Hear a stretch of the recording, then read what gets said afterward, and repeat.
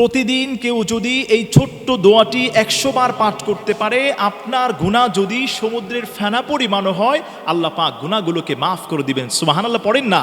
মুহাদ্দিসিন ইকরাম এত বেশি ফজিলত এই দোয়ার মধ্যে বলে দিয়েছেন, কেউ যদি ছোট্ট দোয়াটি 100 বার পাঠ করতে 2 থেকে 3 মিনিট সময় লাগবে।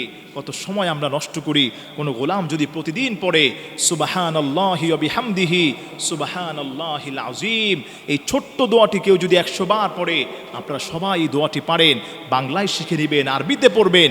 100 বার পড়ার কারণে আপনার গুনাহ যদি সমুদ্রের ফেনা পরিমাণও হয়ে যায়, গফিরাত লাহু খতায়াহু ওয়া ইন কানাত মিথলা জাবাদিল বাহরি, আল্লাহর নবী বলে দিয়েছেন ওই সমুদ্রের ফেনা পরিমাণ গুনাহ হলেও আল্লাহ পাক মাফ করে দিবেন। মুহাদ্দিসিন ইকরাম ব্যাখ্যা করেছেন, সমুদ্রের ফেনা পরিমাণ বলতে বোঝানো হয়েছে সমুদ্র তো অনেক বড় হয়, অনেক গভীর হয়, অনেক বিশালতা হয় সমুদ্রের, এই গভীরতা হয় সমুদ্রের। তাহলে এই সমুদ্রের গভীরতা পরিমাণও যদি আপনার গুনাহ হয়ে থাকে, আল্লাহ পাক আপনার গুনাহগুলোকে মাফ করে দিবেন। সুবহানাল্লাহ।